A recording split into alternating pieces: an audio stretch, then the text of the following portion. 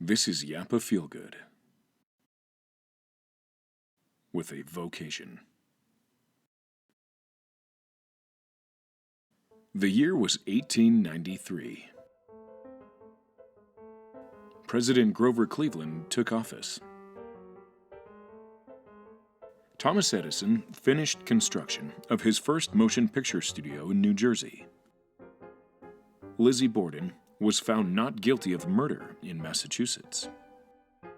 Out in Colorado, women were finally granted the right to vote.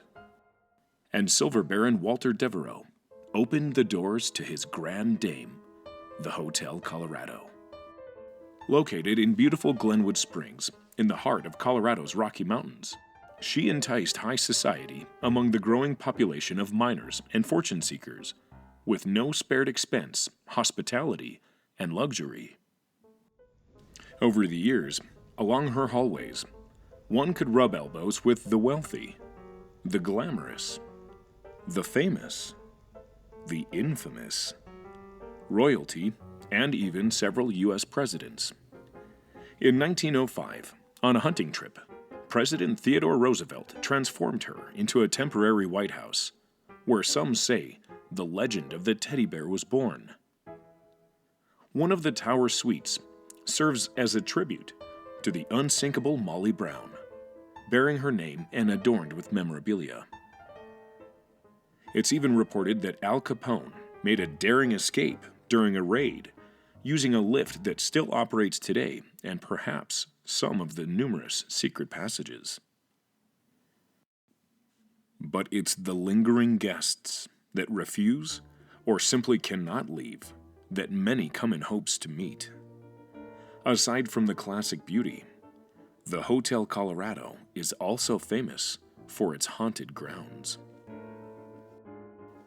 Walk these halls, and you may find yourself passing through a waft of cigar smoke, or catching a glimpse of a young girl playing with a ball and wearing a Victorian dress. The elevator will at times disregard which floor you selected and drop you off where it chooses. Sometimes late at night, it will visit her favorite levels with no passengers at all. In 1943, during World War II, the United States Navy used the Hotel Colorado as a naval hospital, complete with a brig, a morgue, and a psych ward. As the war drew to a close, over 6,000 patients were seen and treated on the property. Doors throughout the hotel have a tendency to refuse to stay latched and will open on their own. Lights will flicker, and chandeliers will sway in hallways with no windows. But perhaps the most notorious of the Grand Dame's permanent guests is that of a previous chambermaid. She was caught in a lover's triangle and brutally murdered in one of the hotel's guest rooms.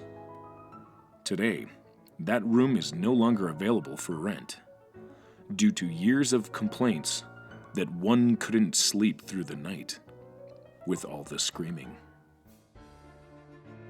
These haunted halls effortlessly transport you to a more elegant era, with new history lessons through art, design, pictures, and atmosphere around every corner.